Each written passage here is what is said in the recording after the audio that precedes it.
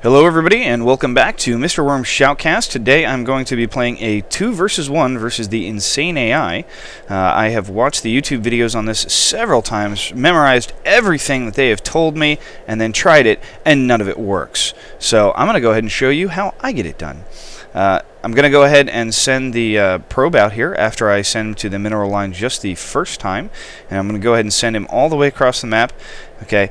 Now, during the videos that I've seen online, they all say to build a pylon here and then a forge here, and then slowly step in your cannons from that point on.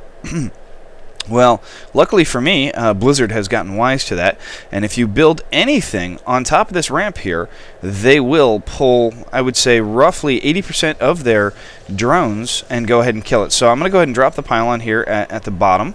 Okay, and I'm going to put this on 2x here because my beautiful girlfriend is waiting for me, and unfortunately she has to sit here and listen to me do this cast. Cannot be very exciting for her.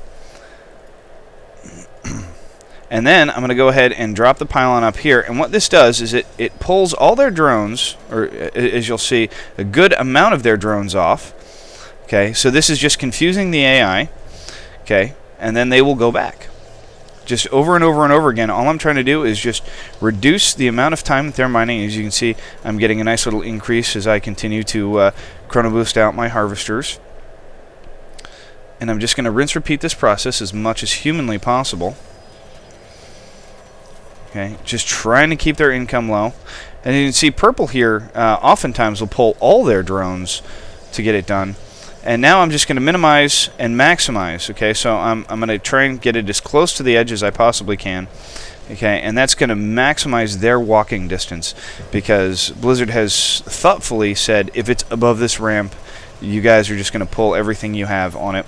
Okay, I've got the first cannon up. As you can see, they're going to go ahead and take it down there. I'm going to go ahead and put a second cannon up, and for some reason they pull away this time. Get a second cannon down. Get a third cannon. Okay, now at this point their pools have finished, and once their pools have finished, they no longer feel the need to pull their drones anymore, so they will no longer do that. However, you can see by the harvester count that I do have a significant lead at this point, and I'm just going to continue to push in with these cannons as best as I possibly can. Okay, and this little area right here really is the key, because this one will reach this edge of the mineral line right here and keep them out.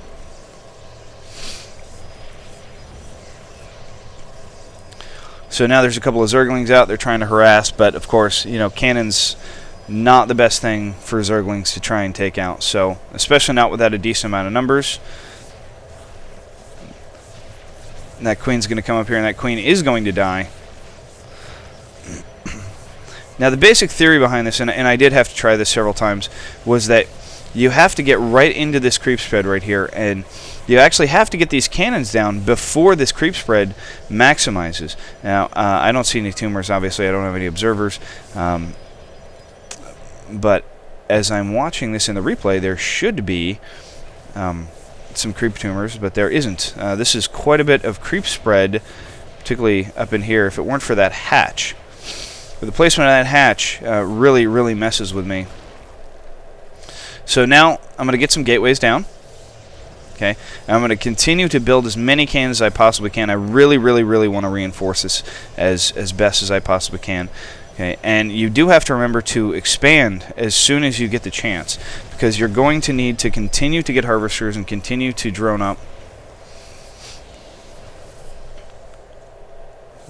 Okay, there I am dropping the cybernetics core. Okay, I'm just going to chrono boost out a couple of zealots here. The reason I want to chrono boost out these zealots is because if you stick them right here, they're in range of these cannons, and all the Zerglings and roaches will come over here. They'll get hit by the cannons. They'll go back, and it'll just confuse the AI and keep the AI busy.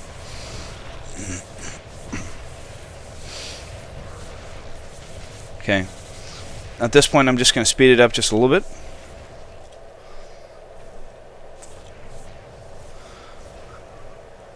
And you can just watch and see how this folds down.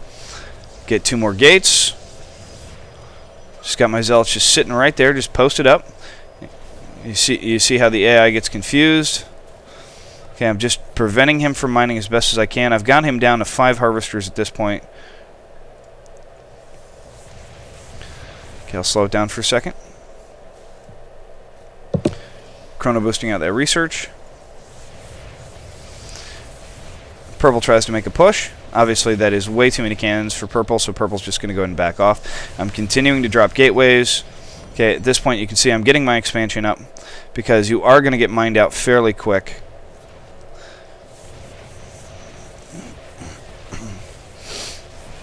Here comes the push, and I'm probably going to convert these all into gateways, excuse me, warp gates. And you got to remember to continue to rebuild these cannons over and over and over and over again.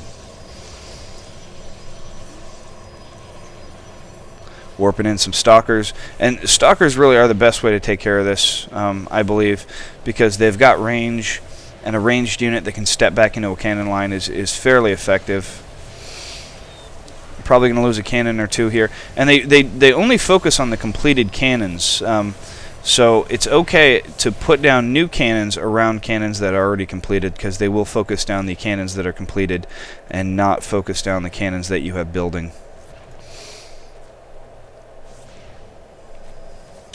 And as you can see by the harvester count again, teal is down to 10. However, purple is up to 29, so purple's doing economically fairly decent right now, and that was because of the placement of this hatch, whereas this hatch for teal is a little farther away, and that allows me to sneak into him.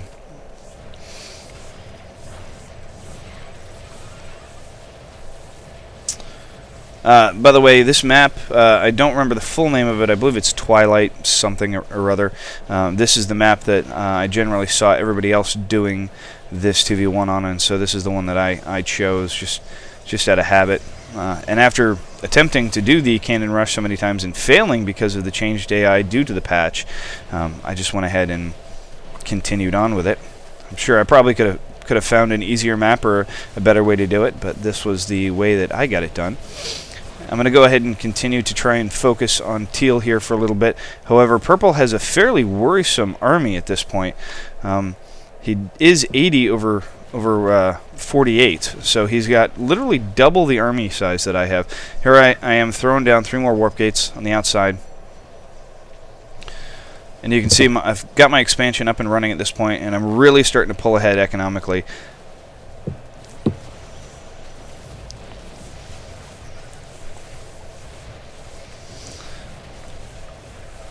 I'll be honest, that's kind of troublesome looking. Luckily for me, I had 4 stalkers here, so I pushed in my 4 stalkers. Drop some more. Okay, and instead of going after purple, I continue to go after teal here. I really want to get teal knocked out of this game as quickly as possible.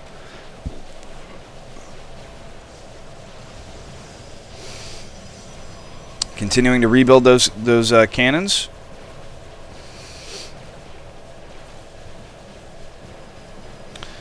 And there I go, dropping 6 stalkers at a time. Now I've finally got a sizable force here to go ahead and knock teal out of this game permanently.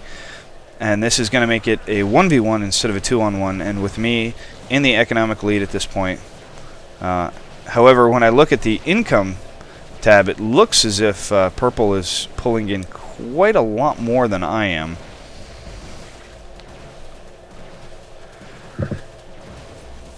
Actually a little curious about that. Bringing in almost 1,000 more minerals than I have with just 1 more harvester. I don't know. If somebody knows what's up with that, you could tell me. Maybe you know what? Yep, that's why it is right there. I have completely mined out the main, and I have not moved my probes yet. So this actually could have ended up very badly for me, as purple does have an expansion up and is really soaking it in at this point. Luckily, I do have this nice offensive line and a good amount of stalkers here. As you can see, our army is getting a little closer. It's now 80 over 111.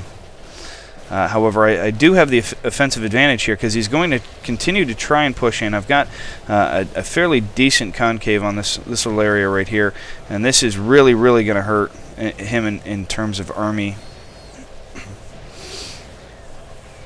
Here I go, and warping in another 6. I'm not sure why I warped him in over there instead of up here. I probably would have done better if I'd brought him in on the high side. And just there, I guess I scared him off the minerals just by doing that. Here, I've only got 4 left, and that is not good.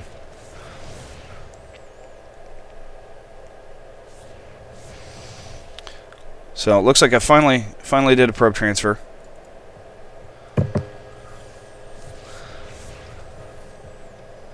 Now at this point, purple is pretty much just going to be throwing all his units against this wall. Here I go, going down to the bottom line here. I really want to stop him from mining if I possibly can. Just continue to economically harass him. Of course, he pushes in on the lower side.